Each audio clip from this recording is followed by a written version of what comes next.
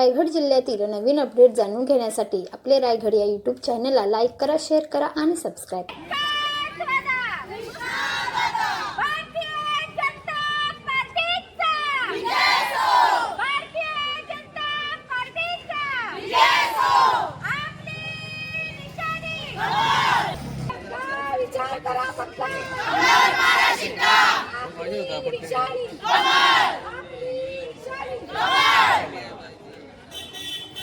कृष्णा सीताराम पाटील पडगे प्रभाग क्रमांक ड मधून मी उमेदवारी लढवत आहेत।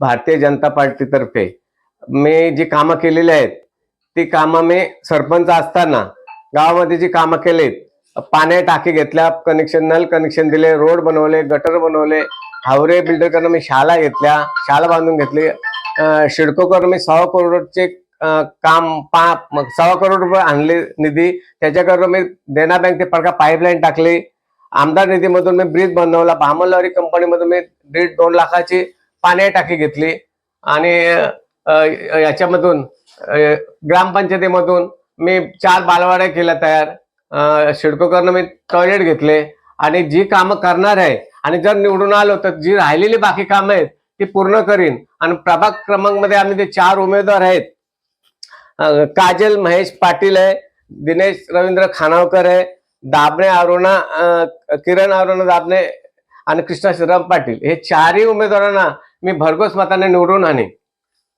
आपण प्रचाराला सुरुवात केलेली आहे, तर नागरिकांचा आपल्या प्रचाराला कसा प्रतिसाद लागतो? मी प्रचाराला सुरुवात केली, माझे घरचे लोक आहेत ते माझे पाठीशी आहेत, मी त्यांना विचारून मी उमेदवारासाठी उभा राहिलो आणि जे माझ्याकडनं प्रचारासाठी लोक आहेत, उत्सव मला एवढा पाठीशी जोरात आहे का माझ्या पाठीशी जेव्हा सांगाल त्या टायमाला हजर राहतात प्रचाराला, तर मला भरघोस त्यांचा सपोर्ट आहे।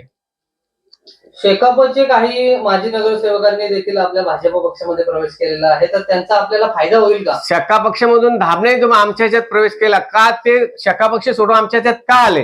कारण त्यांची कामं करायचं काय त्यांच्या हातात काय राहिला नाही, त्याच्यामुळे ते नगरसेवक भारतीय जनता पार्टीमध्ये प्रवेश केला आणि त्या का कशासाठी केला? का त्यांना जी कामं करता येतील आणि त्या कामं पाहिली आमच्या लोकांची का भारतीय जनता पार्टी काय कामं करतात नगरपालिकेचे, त्यासाठी ते आमच्या पक्षामध्ये प्रवेश केला आणि त्याचा फायदा होणार आहे। आम्ही त्याच्यामध्ये आम्ही भरघोस मतांनी निवडून पण येणार आहे।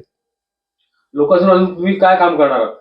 लोकांची जी बाकी काय, मी जर नगरसेवक जसे आम्ही ह्याच्याला पंचायतीला मी टाइम दिला होता, तसं जर नगरसेवक म्हणून मी निवडून आलो तर नगरपालिकेला मी 8 ते 7 मी त्यांना तास टाइम देईन आणि जी राहिलेली कामं आहेत, रोड आहे, गटर आहे, पाणी आहे, ही सुविधा पहिल्या लोकांना पाहिजेत। अजूनपर्यंत गावगावामध्ये लोकांना पाणी भेटत नाही आणि अजून नगरपालिकेने जी आता कामं घेतलेली आहेत पाईपलाईनची, ती पण 1-2-4 महिन्यामध्ये पाणी लोकांना पिण्यासाठी सोयी चालू होईल आणि राहिलेली कामं मी पूर्ण करेन।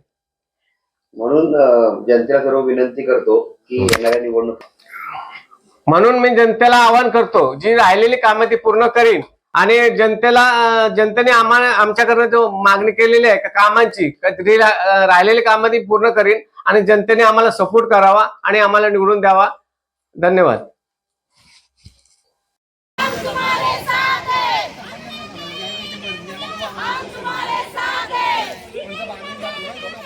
हम तुम्हारे साथ